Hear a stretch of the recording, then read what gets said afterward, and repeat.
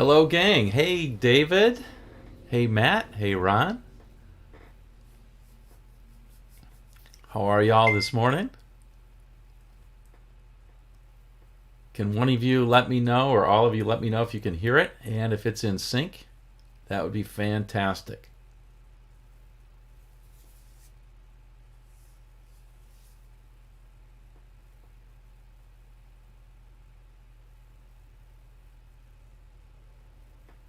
It's good? Good? Awesome. Awesome. Well, it's getting cold here in Ithaca, New York.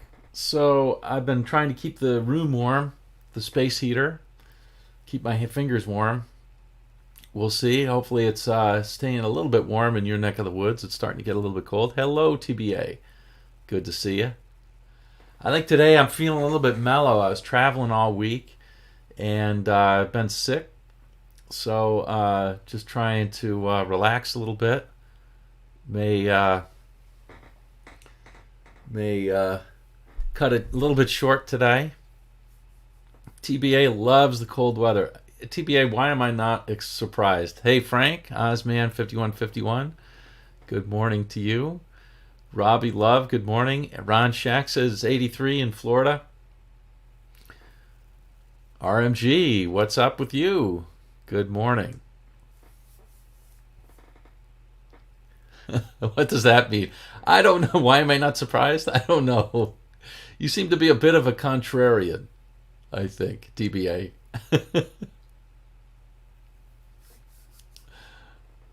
Just a little bit. I like that. I like that about people. Potu, Poi, Yayit. It's cold in the UK. Midnight in here. Oh, really? Wow. Gotcha. I do too. So TBS says he is a contrarian. Someone has to stir the pot. Also enjoy being comfortable. I do too. That's why I'm wearing 2 layers. JC, good morning. Ron Shack hates cold, and it's probably a good thing you're in Florida then. Yeah, I don't know. I'm not a huge fan of the cold. I don't mind the cold so much. I don't like the white stuff to have to shovel and drive in. That I don't mind. That I don't like so much. So I don't know what the deal is. I married somebody who was from upstate New York and who has Swedish roots. So I think I'm stuck with the cold. All right. Well, anyway, good morning to everybody. I thought because I'm in a bit of a mellow mood, I thought we would jam out a little bit to some Sunday grooves here. A couple of them, maybe do 1 or 2, and just kind of talk about what I'm thinking while I'm soloing. Hopefully I'm not thinking too much, because otherwise the solos will be really, really bad. Really, really bad. But we'll see. We'll see how I do. Quite frankly, haven't practiced all that much. And it'll be what it is. Anyway, I found this cool groove on this, so let's give it a shot. I'm going to try and make sure you can see it okay. And we'll get going. Let me know if the sound is good.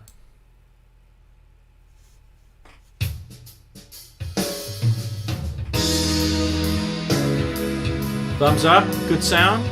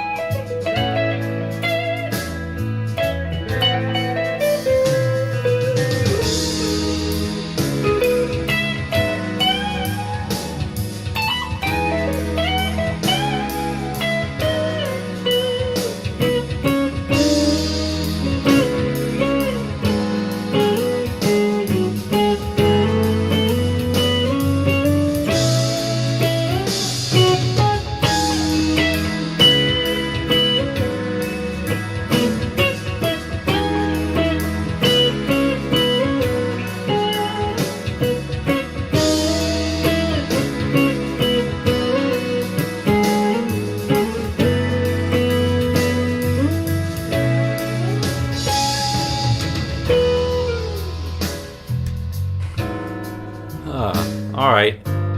Oh, goodness. Well, let's stop that a bit. Yeah, it's a nice backing track. Hope you enjoyed some of that one. Am I using pedals? So let me go back a little bit. Nice guitar. Yeah, I like this guitar. Sounds good. Yeah, so the backing track is kind of an interesting one, and you can hear there's a key change in there, right? There's one chord that's really cool. There's an opening that kind of goes like really simple. You know, it's more exotic chords, but it's basically a E to a C minor to a G sharp minor.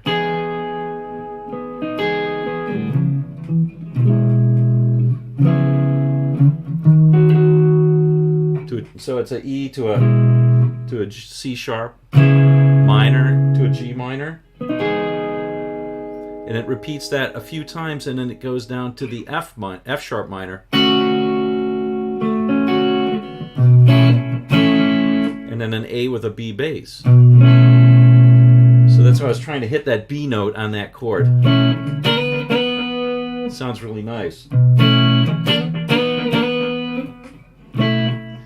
So that's the opening, and you know all those chords are diatonic to E. So you've got an E, F sharp minor, G sharp minor, C minor. So all those chords fit into E, and E major scale, or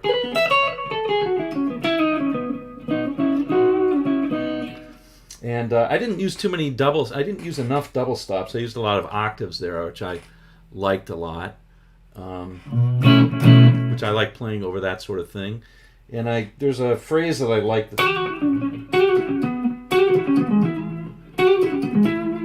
I like that phrase quite a bit.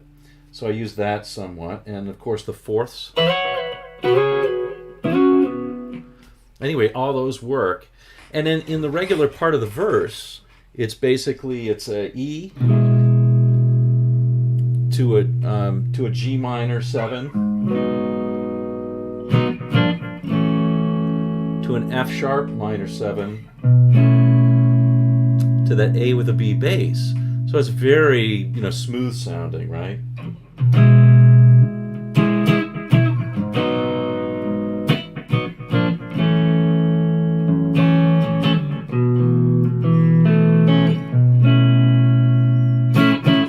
And then the second time it does a little bit different. It goes an E to a G minor 7 to an A, right? Instead of going to the minor, it goes to the major, and then it does the A minor. So that's the key change right there. And over that, it's nice and drawn out, so you can kind of go from that E to the A minor. And over the A minor, you can think about either playing at an A minor scale, right? A mixolydian, or you can think of it as the 2 chord of the G, or even the 3 chord of the F. But I think thinking it of the 2 chord of the G, it sounds really nice. And so you have lines that go like this over the E, over the over the major, over that A major, you're playing things like, and then over the minor, you can play.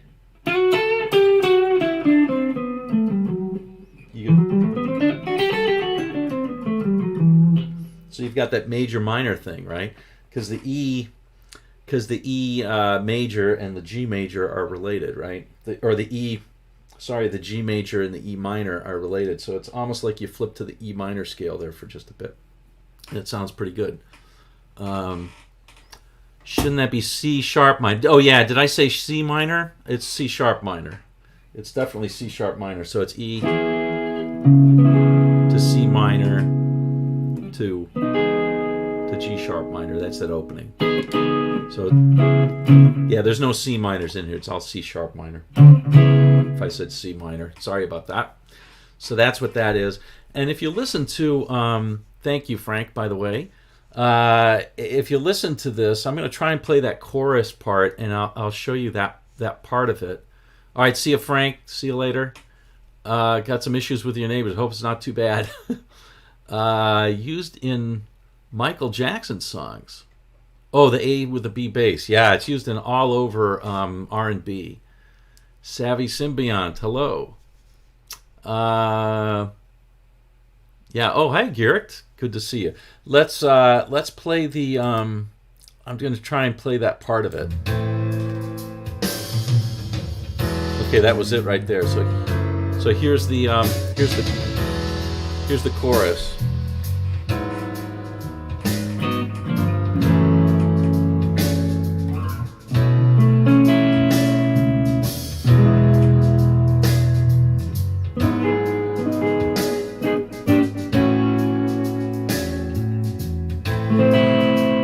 That's that A minor. Okay? So let's play over the regular part now.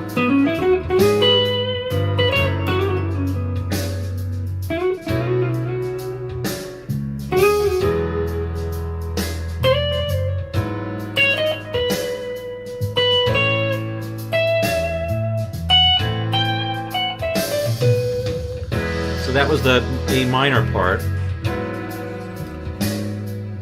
And let me just try that again, and I'll just play very deliberately instead of trying to play melodically. I'll just play very deliberately over the E major scale, or the E major pentatonic, and then I'll flip over to the G major scale over that A minor chord, and you'll see it sounds great.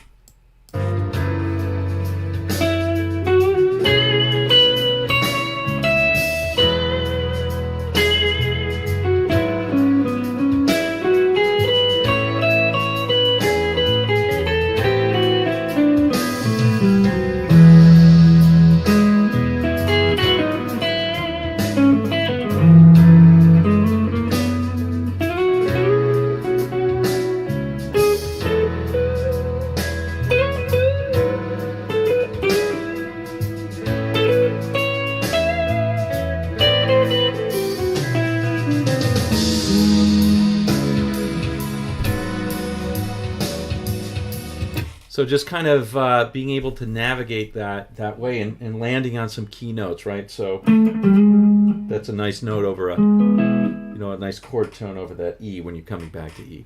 So that's kind of cool. Hope you enjoyed that one. And so that's a nice laid back one. I don't have a real quiz today, guys. I don't know if you had any questions about that one, but I like playing over like real simple chord changes like that, where there's just one chord that's outside of the box a little bit. I enjoy playing that. I really ought to practice a little bit more before I play, but I hit too many sour notes there. Let's see. Let me catch up a little bit. TBA. Oh, hello, Spardello Julio. Good to see you. And someone gave me a nice compliment on my Johnny B. Good. Yes, they did. I think it was Phil M. It was very nice. And thank you, TBA. I enjoyed playing that one. I thought that guitar sounded really good on that, and so I thought that guitar sounded really good on that video. I was happy about the style. Great style. Thank you. The grooves from Bill Withers are among my favorites. Yeah, Bill Withers was really, really good. Was really, really good. Well, thank you. The demo is always excellent. Well, I'm glad you enjoyed that one. We have a couple more coming out. I did one by free. I thought I'd do an easier one and a bit of an unknown one. Oddly, that one got flagged for like copyright, which is really interesting. The one I can't even remember what the name is, but the one I just published yesterday. Jeez, that's terrible. Yeah. So a 1-4-5 seems to be a universal progression. Let's talk a little bit about progressions. Just a little bit. Scott Taylor asking the questions. So yeah, probably the most popular in Western music these days is the 1-4-5 progression. Another one that's very, very common is a 2-5-1, which is found a lot in jazz, or even a 1-6-2-5.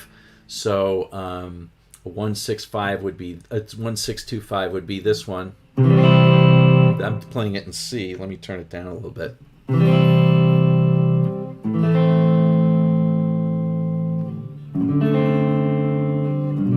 Oops, I didn't play that right. Sorry. And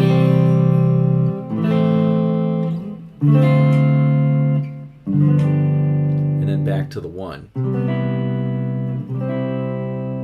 All right, so that's very common. And sometimes you'll hear instead of the 2 chord, you'll play the 4 chord. So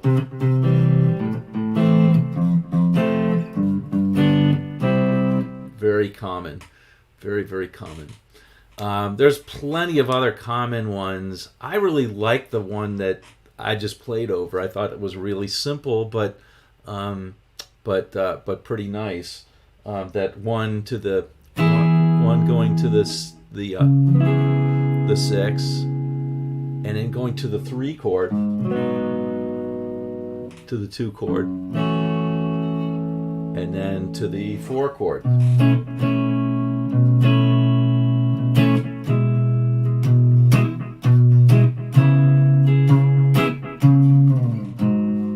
Actually, it wasn't that. It went from the 1 to the 3 to the 2 to the 4 with the bass on that. Now, you hear that a lot in R&B where you play the 4 chord with the 5's bass instead of the 5 chord. The 5 chord has a little more tension and wants to go back to the 1. So that's kind of a common one. Anyway, those are just some pretty common ones. We've gone over some other ones like the something chord progression. That was a I think it was in C. It went something like this.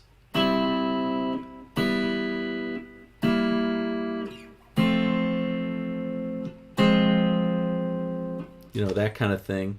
I'm trying to remember how it resolves.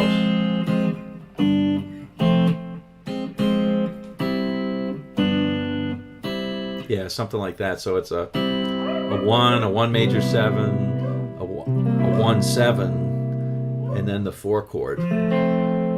4 minor, 1, 5, 1. So there's all sorts of chord progressions that are out there. That's a really beautiful one. You've probably heard a lot of other things like this one too. The Michelle chord progression, right? So those are kind of cool. And a lot of those are really just, walking a note down one way. In fact, I was looking at one just yesterday, kind of playing around with it because I wanted to try out some altered stuff. Yeah, David, voice leading on that for sure. And it was what the heck was it? It was something like a it dealt with an augmented chord. So it was this augmented chord here that came up. A B flat augmented chord, which was really kind of interesting. I'm trying to remember the chord progression. It was actually a pretty simple one, so it was something like B minor 7 to an F minor 7.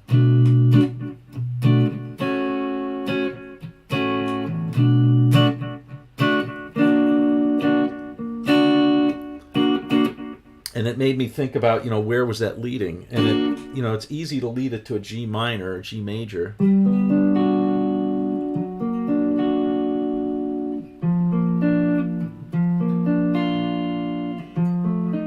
Oops. So, I've seen some of that stuff before.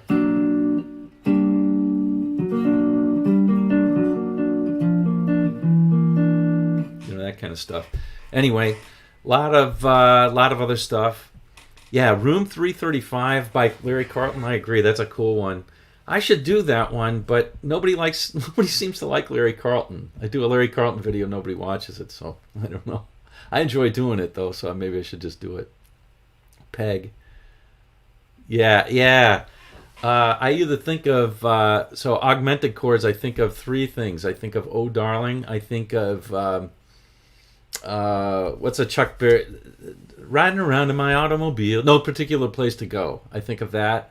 And I think of the last chord in I think of Stormy Monday. Good stuff. Yeah. So I did one of his a while, not too long ago, just a couple months ago. I did. I can't remember the title of it, but it's a Larry Carlton one. Definitely. I think maybe doing Larry Carlton where he played with Steely Dan is maybe a better option. Anyway. So that's what I've got today. I'm happy to do another one if you'd like to hear another one, but other than that, I think we can just kind of talk about stuff. Still got the blues. Oh, I need to do that one. I love that song. You mean the Gary Moore? Love that. Ha! Oh yeah, that's right, TBA. I noticed that there's Canadian spelling on the Beatles there. On tons. It's great. Love it. It's Canadian spelling even without a Z. All right. So I thought instead of having sort of a quiz today, maybe we just have some talking points. And hey, did the WKRP theme? Larry Carlton? Is that right? I know he did the Hill Street Blues theme.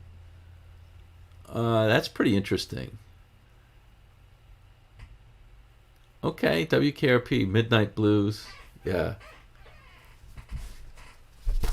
Scooter is late. Did he win anything? Beatles played a lot of piano. Perhaps that's why they used augmented chords so much. Maybe. It is kind of interesting to do that. I was actually thinking, not that we want to get this much into the theory, but over an augmented chord, what do you play?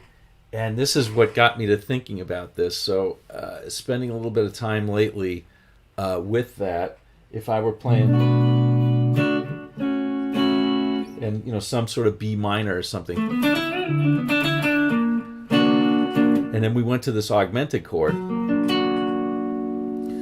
which is kind of like a. It's very similar to a G minor, right? And so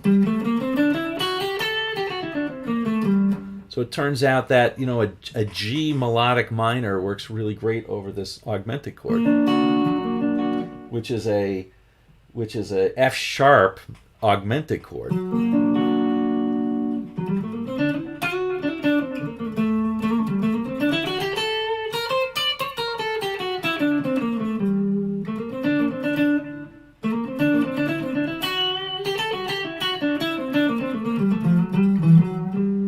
Anyway, it sounds pretty good over that, and a lot of it just it has to do with thinking about this voice leading, right? Oops, I'm sorry, that was the wrong one.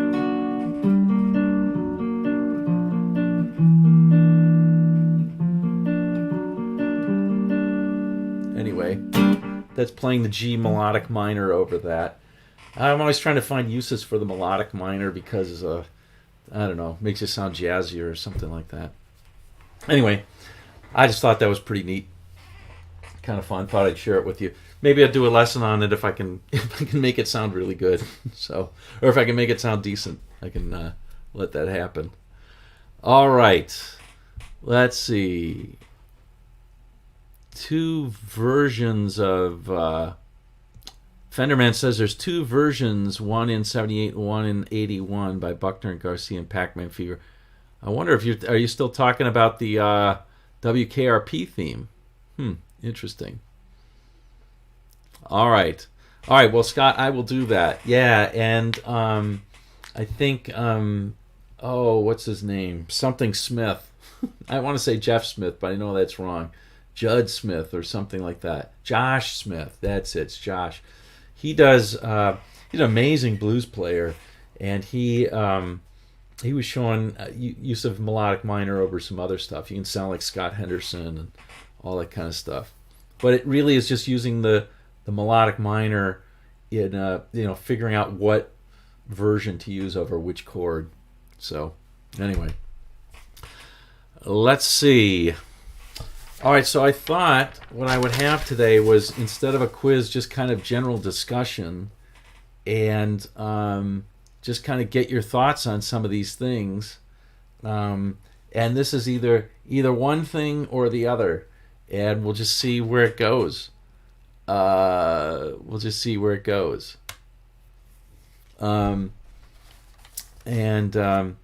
the first one that I have is, and the idea is I'll just name a couple of things, and you say which one you like, which one you prefer, and why.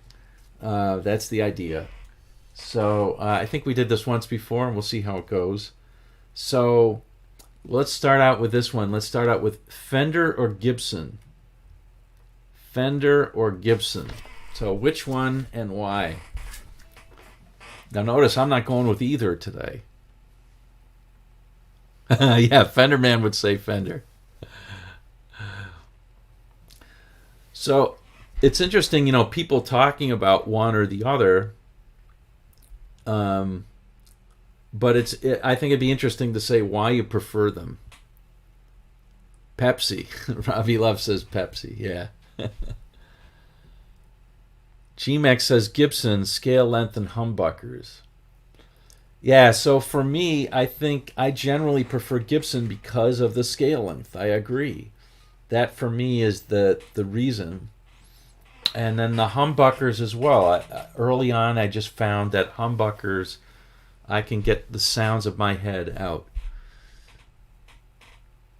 Now, some people, if you're playing way up here, the longer scale length is actually very helpful.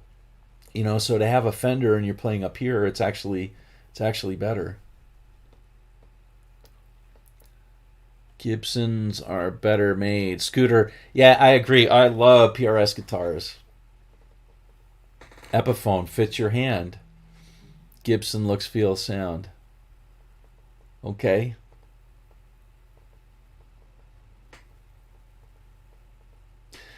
Does anybody find that how about the bodies of the guitars? Like, I know there's a lot of people who really love a Strat body, and I love a Strat body, but I've always felt the smaller body on the Les Paul I enjoyed. I always felt it fit me better. I'm a somewhat diminutive person. 5'7".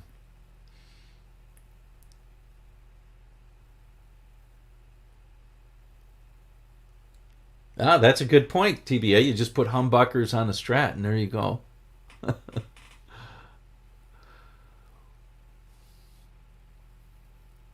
Yeah, I agree, Scooter. Les Pauls are anchors. Yeah, weight is definitely an issue with the Gibson. So certainly if you're using a Les Paul, but I love my 335. Even then 335 is a big body. You could get a 339. And so forth. Yeah, and then Spardella Julio says the money. Yeah, Fenders are generally, now they're not cheap anymore, but they're cheaper than Gibsons. And it used to be, back in the day, you get a Fender if you want a cheap guitar. Yep, they have the bolt-on necks, right? That's another thing, the bolt-on neck versus the neck-through body. So Geert says, I would love to have a chambered Les Paul. That's the Tribute series are chambered. So if you want a no-frills guitar that's a Gibson, hey, John Kowal, and good to see you. If you want a chambered Gibson that is not that much money and you're willing to do the no-frills, there you go. Okay, so, and Fenderman 73 makes a good point. The headstock doesn't break on a Fender. That is true. That is true. Now, I'll show you another one here. I think a number of you have seen this one already. This is this Chapman guitar that I got. This Chapman guitar, but it's nice and thin, and it does have a nice rounded thing, and you can get to the top of the neck, but with this. It has humbuckers, but also push-pulls. It's very much like a PRS, but one of the things I really like about it is it has that volute. So, and it's in the right place so the neck won't crack. So that's kind of cool. Yeah, it's a cool guitar. It's definitely a cool guitar. And they're not that expensive. It's kind of interesting. PRS are ridiculous if you buy the high ends. They're outrageously expensive. But if you buy the low end ones, the SEs are reasonably priced, I think, for what you get.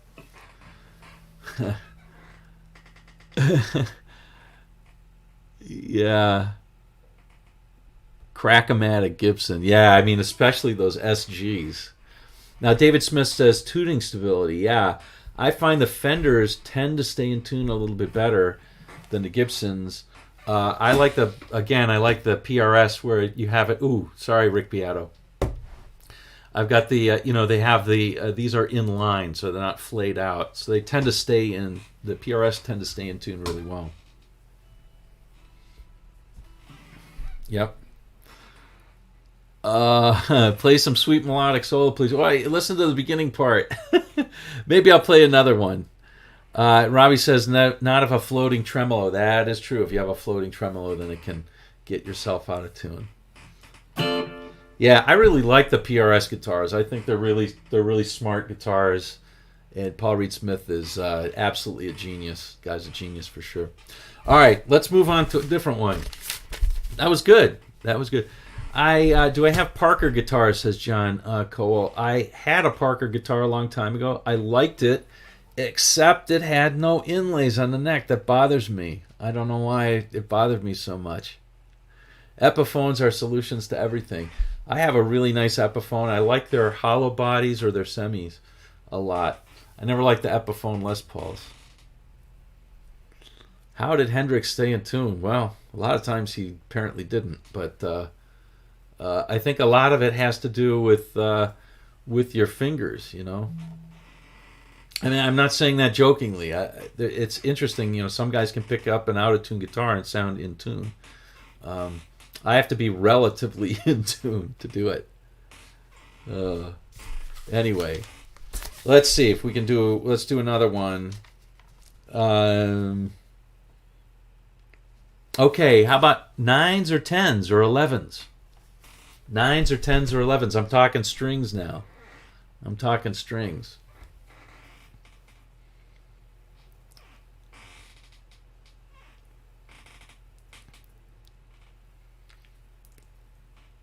Depends. So Robbie Love says 10s. Scooter says depends. TBA says 9 all the way. I tend to use 9s on most of my guitars. I use 11s on my jazz guitars, and usually round wounds. I'm sorry, flat wounds. But I use 9s on my Strats on the 25.5-inch scale, and I use 10s on my Les Paul type Gibson type guitars, 24 3/4. Yeah, I agree. 9s on a Strat. I find that the older I get, the more my fingers thank me for using lighter strings. Billy Gibbons down to 4 now? Is that right? That seems ridiculous. How could he be down to 4? I've seen 7s before. But, wow. But no, I think he is at 7s. I've seen 7s. Yeah.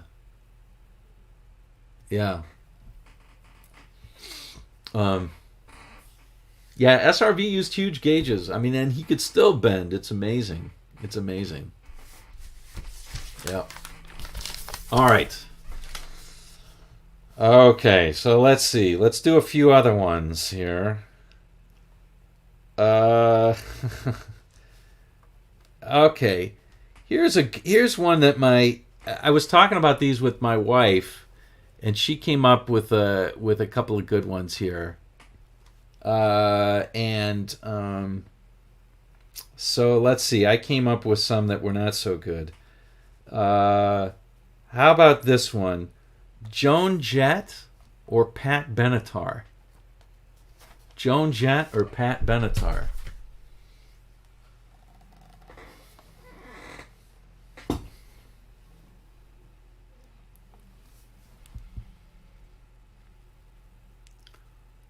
Neither.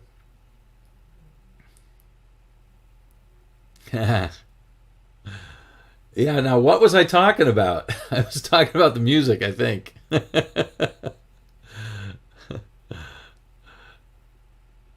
Yeah, I tend to agree with G-Mac that Pat Benatar I like, but Joan had that rough stuff, right? She was maybe more of the real deal, where Pat Benatar was just kind of faking it.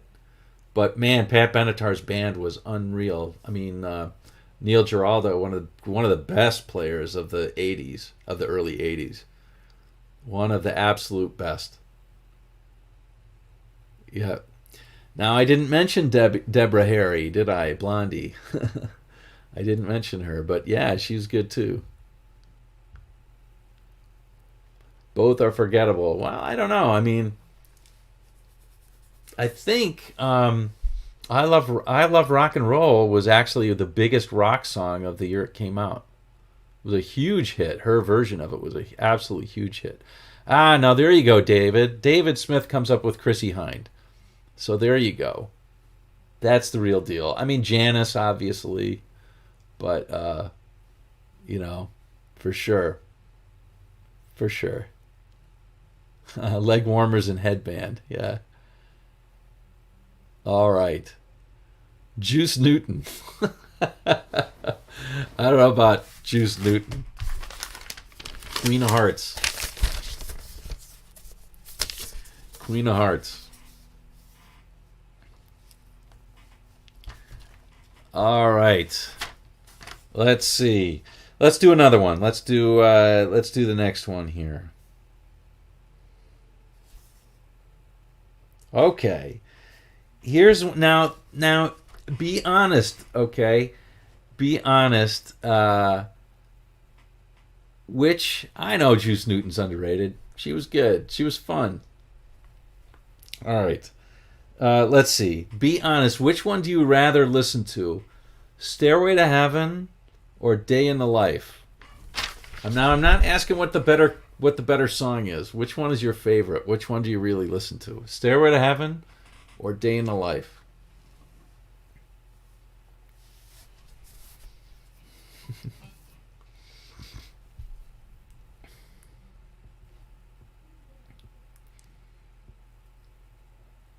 Yeah.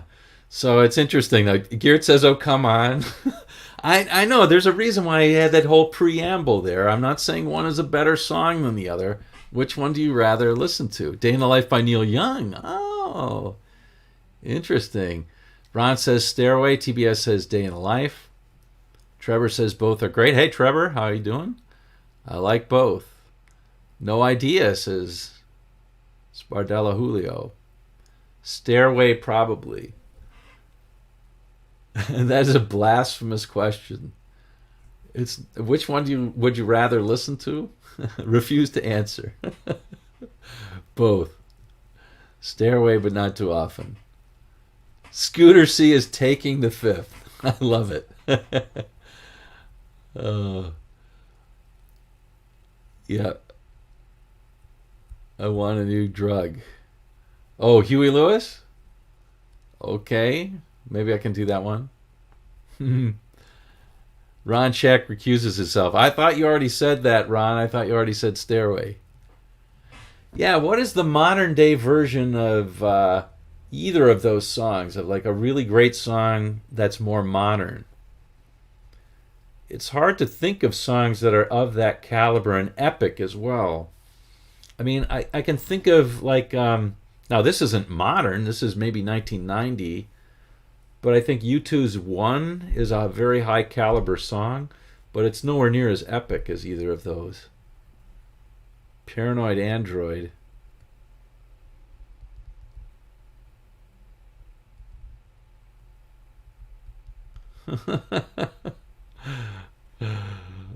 Oh, TBA, TBA.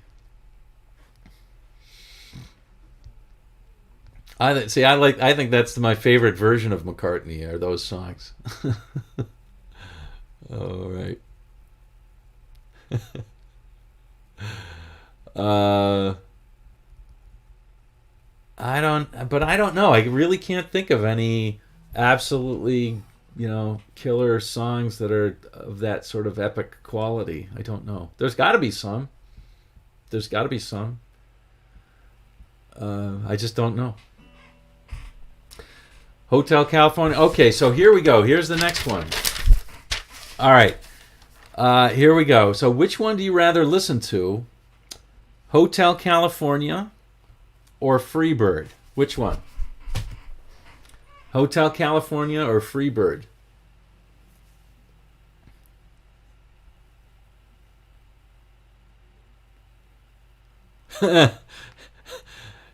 American Pie. Yeah, it had that epic sweep, but it just wasn't. I mean, it's an okay song. It's. I mean, it's better. I mean, I'm saying it's okay. It's better than any song I've ever written by a zillion miles. But Springsteen's "The River." I love that song. Okay, Hotel Hotel by a long shot. Freebird, definitely. I'm loving seeing Garrett and TBA disagree on these things. I'm loving it. Hotel Hotel. Hotel has the better solo. There's some similarities right there. They have this long drawn out solo. One is more improvisational, right? And or it feels that way. One is looser and one is very tight and slow. Right? Yeah. 1 in the morning, 2 in the evening. Love it, Svardella. Desperado. I like both. Close call, says McDon BR. Noodling, says Robbie Love. You mean Freebird is noodling? I agree, Matt. I think they're both really great. I mean, I know at least around where I live, like Skinner is like so everybody loves him so much I sometimes just get sick of it, but I listen to it and it's like, yeah, this is great stuff. It's good. All right. It's fun. I don't know. I find it fun to think about these things. Okay. All right. This is a toughie. Elvis or Chuck? Elvis or Chuck?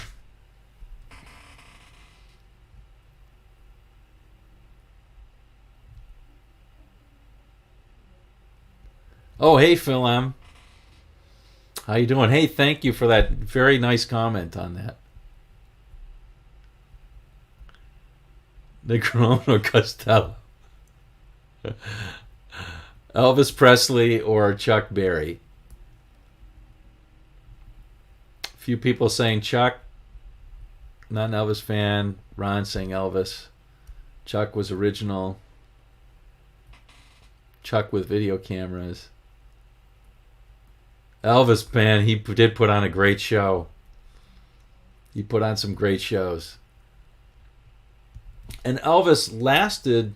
I mean, Chuck lived for a long, long time, and he was obviously around, but his music kind of stayed the same. I mean, if you listen to Elvis, I mean, I understand he didn't write his own stuff, but I mean, something like Kentucky Rain, what a great song, you know? That was much later. Yeah, what about Johnny Cash? Elvis doing Promised Land. Yeah. Elvis Costello or Chuck Mangione?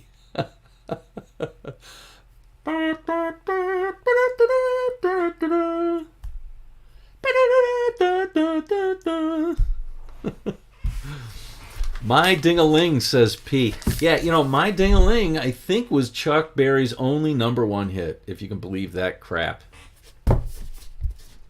Unbelievable. Yes, Ron Shack. I love The Man in Black as well. He was not in this one. Okay. All right. I think for most people, this one's going to be obvious, but it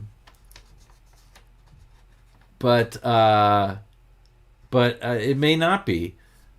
Brian Johnson, G-Mac. Brian Johnson or Bon Scott? G-Mac says Chuck Berry should have done more genitalia songs. Is that what that's about? I thought it was about a bell.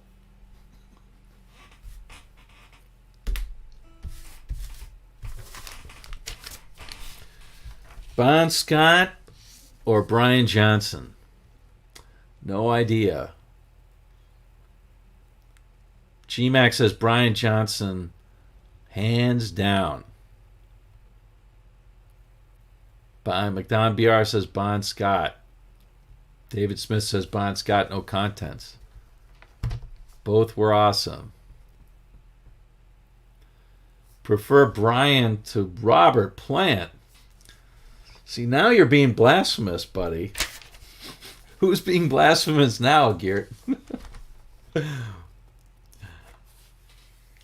Bon Scott, no contest. I think more people tend to say Bon Scott.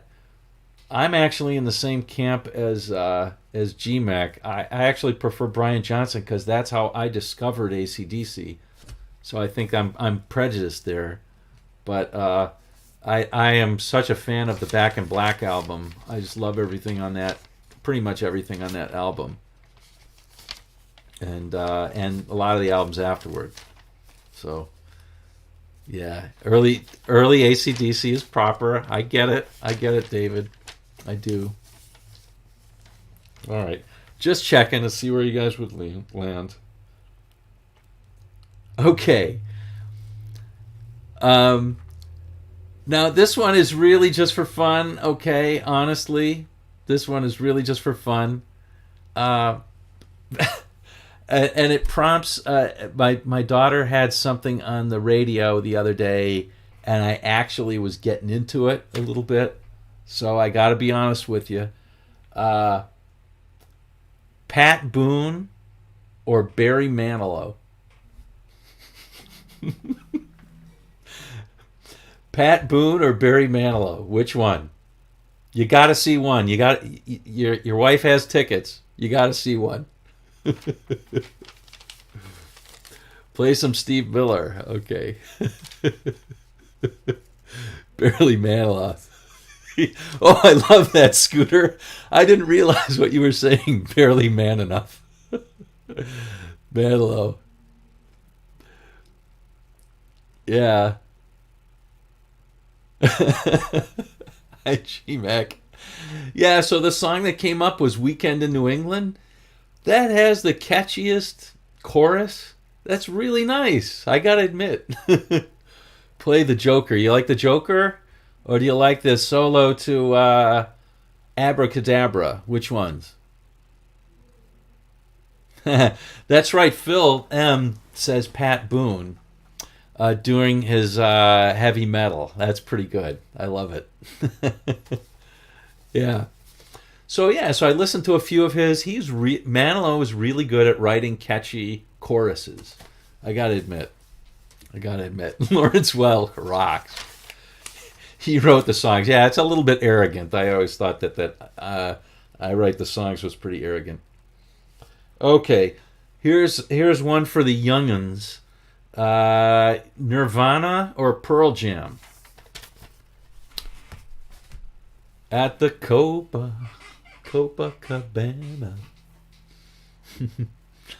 Nirvana or Pearl Jam? Geert says Nirvana. Ron says Pearl Jam. Pearl Jam, but no idea.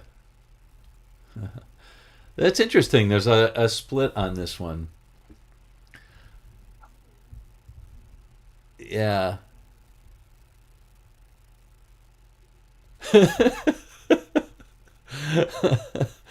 Oh, I actually prefer Pearl Jam. I like their style more, but it is sort of like, it's dark chanting stuff. Nirvana is much more rhythmic and driving. Always felt to me like it was. TBA, is that right? Family Guy did a story about Peter swooning over Barry Manilow. That's really funny. That's really funny. Okay, let me see if I can do... how about this one? This one's kind of topical for us. Rick Beato or Adam Neely? Rick Beato or Adam Neely? These are two YouTubers. Which one? I like them both. Full disclosure. Oh, thank you, Robbie. Thank you.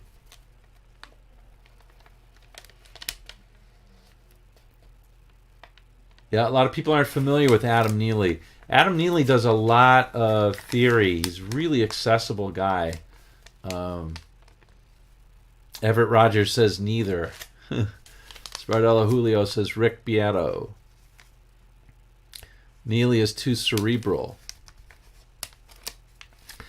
There's another guy who I really like. He's not as popular as either of those guys because he's not as prolific. Jeff Schneider. Jeff Schneider's really good. That's right. Beato has all that stuff on all the equipment. I love Rick's. I don't really like his theory stuff. I don't find it interesting past the first 5 minutes. But he knows it. There's no question he knows it. But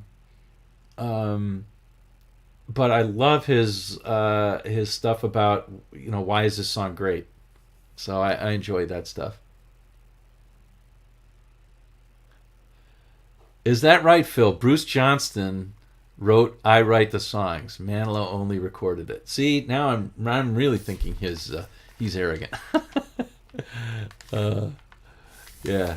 Adam Neely, I find he's pretty accessible. Maybe it's just I like his intellectual bent or whatever, but I find he's not so bad. I like to listen to, if I'm learning theory, I like to listen to other instruments. And so, at least for me, listening to Jeff Schneider is more helpful because he's doing it on the saxophone or on the piano almost exclusively, never the guitar. And so it makes me have to try what he's doing on the guitar and sort of translate it. So it makes me work a little bit harder. Yeah. Anyway. Let's see. Somebody mentioned Walleman. David Walleman. I've never conversed with him. I don't know. I think some people really like his stuff. And that's great. I think with theory, you really have to find somebody who really speaks to you, and you can, you kind of, they like their explanations. I'm not, I can't really get anything off of David Walleman, I find. But he seems like a nice person, and he seems like he really knows his stuff. Active Melody. Active Melody is, I forget his name. What's his name? Brian, maybe? Now, he does pretty much mostly blues. But yeah. Anyway, there's a lot of really good guys. There's a lot of good guys. And whatever works for you, I think, is the one, right? Or are the ones. So I hope people are enjoying the simple theory stuff that I'm starting to do. And I'm gonna keep it simple because that's all I really know is the simple stuff. But here we go. Okay, yes. So let's do another. Let's do another one. Thank you, TBA. Thank you, GMAC. I appreciate that. Now you're making me blush. Brian. Oh yeah, Brian from Active Melody. Yeah, he seems like he seems like a really nice guy. I think he does that full time. I think that's what he does. Is he does guitar lessons full time and does that site because that site is pretty extensive. So yeah, and I like that he does in the style of. He's gotten better over time. I think just like all of us do if we practice. Okay. All right, let's see. I want to do this one. How about this one? Brian May or Carlos Santana? Brian May or Carlos Santana?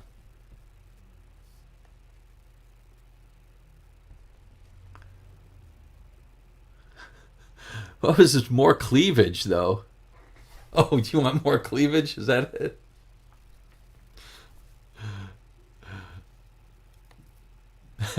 Oh, you have to practice, says TVA. Phil M says Santana. A lot of people saying Santana. Santana. It's interesting to me. Yeah, they're different. And I love Brian May's playing. It's very rhythmic, like his playing on on jazz, like on Dead on Time. Oh, so good. And on stuff like Don't Stop Me Now. His playing is so good. But I have to admit, I love Carlos Santana's play. I think he is so original. He's one of the few guys that you can hear one note and you know who it is. How many guitars does Mark own? Mark Zabel own? Too damn many is the answer. Too damn many. But it's funny, I think I own fewer guitars than a lot of these guys on his channels. Oh well. Santana 3 is a desert island disc. I have to, which. So Robbie, what are some of the songs on Santana 3? Nobody has shirts like Mark. Oh, it's the one with Neil Sean on it as well. Okay, yeah. Neil when he had his fro. BRP, thank you. All right. No one to depend on. Okay. New one for every song. Well, not quite. A lot of them, I gave away. I have a longtime friend who is a colleague of mine, and now he's a financial consultant. And he's been helpful to me over the years. I gave him as a gift. I gave him the blue Strat that I had, the G&L. And he said, and he's just learning. He knows how to play, but he's getting back into it. And he said he went to YouTube. Check this out. It's so funny. He went to YouTube, and he said the first song he wanted to learn was "Heaven" by Los Lonely Boys, and he YouTubed it, and he said it was surreal. He's looking at me, I'm a friend of his, playing his guitar. I gave him that guitar, so he's learning the song, looking at me playing it, his guitar to him. Isn't that funny? I think that's funny. I should get a plaid guitar. Yeah. Santana, good stuff. How am I going to hang this shirt? I know, this is like not plaid, and it's not, I know, it's not my style. I need to get a different one. All right. Let's do maybe one or two more, but I think after that I'm gonna head out and see. Let's end with a good one here.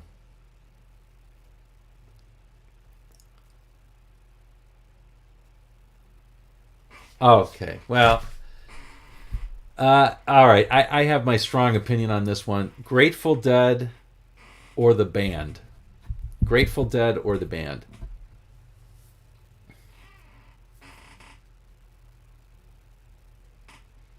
Grateful Dead or the band? Neither. The band.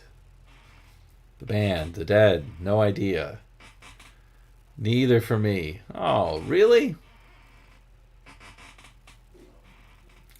What if pushed the band? The band's second album, which I think is just called The Band, is definitely one of my Desert Island albums. Love, love, love that album. Yeah, The Last Waltz. Last Waltz had all that stuff on it.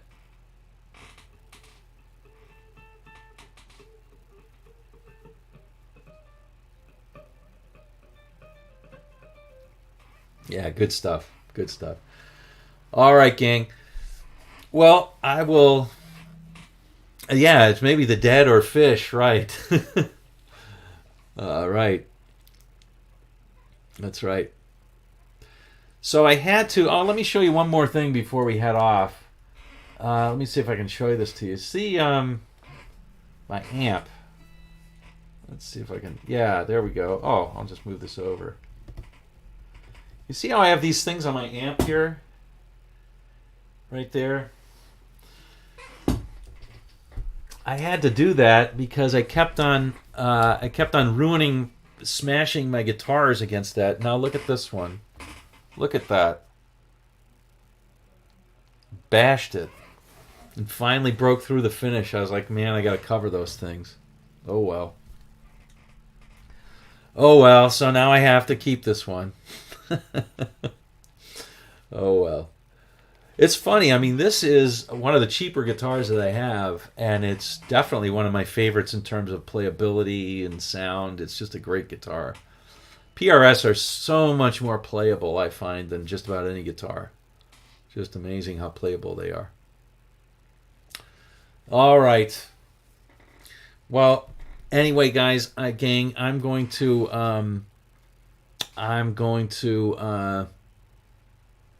I think I'm going to sign off, and I'll wish you all a happy day. Thank you so much for joining me today, always. And there was somebody who asked about playing melodic stuff.